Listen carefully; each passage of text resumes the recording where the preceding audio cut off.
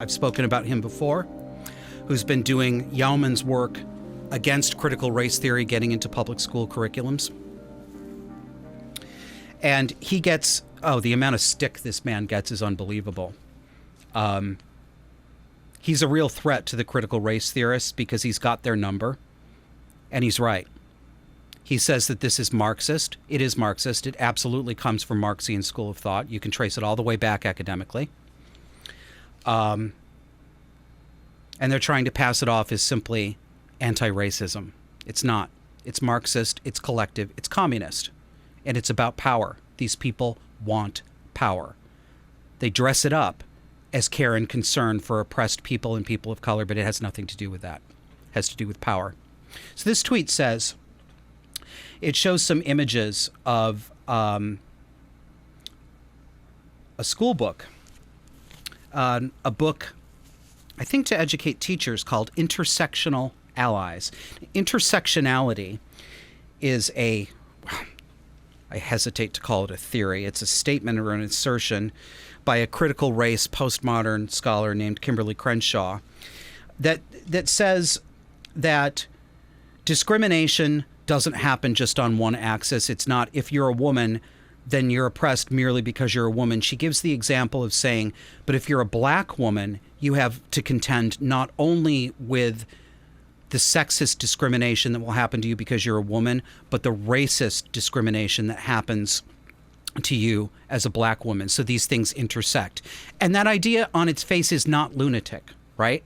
There is something to be said for looking at the various ways that a person could be put in a disadvantaged position, and it might come from more than one direction. That's not obviously crazy, right? But it's been inflated well beyond her original formulation, and with her approval, by the way. Although she fights this and she objects to it, and she calls people like James racist. I don't think she said that exact word, but the implication is there.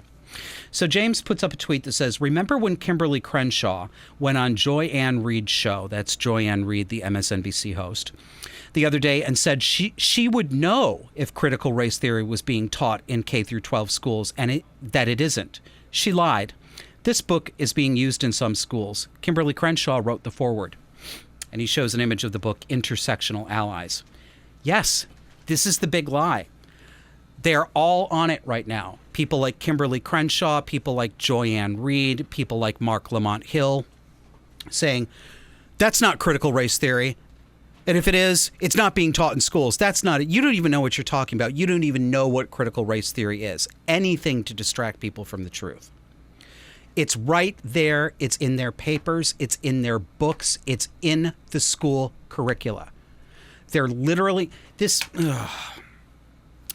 The big lie. It would be as if somebody said to you that when the sun comes out, the world is dark. That's how the big lie works.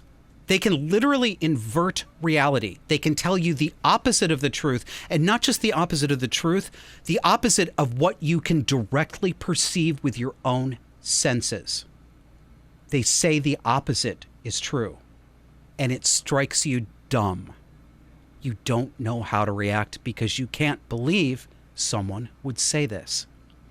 And it destabilizes you. It makes you question whether you've lost your mind. It's closely related to what we call gaslighting. How could so many people be saying that I can't see this when I think I can? Is there something wrong with my eyes? Am I making things up in my head? That's the point. But there's another point to the big lie. It's not just to destabilize you. I'm going to go on to the next image to show you here.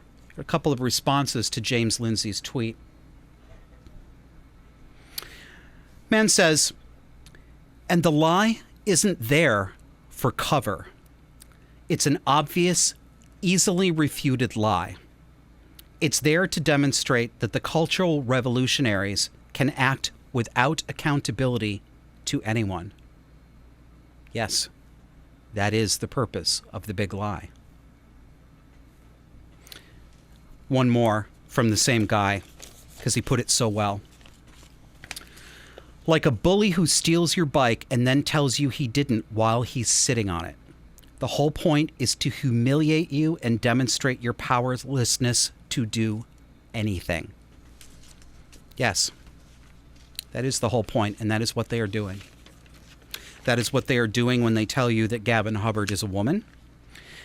That is what they do when they tell you that your emotional problems that brought you to therapy is your unaddressed white supremacy. That is what they are doing when they call the character and mind of white people as fundamentally psychopathic, that their souls are fundamentally corrupted.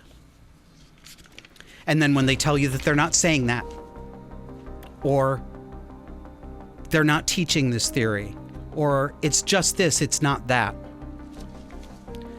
they are confident enough to go out in public on social media and on mainstream media and lie about something that you can see with your own eyes. And the point is to tell you that they have the power to do it and that nothing bad is going to happen to them for lying. They get a thrill out of this.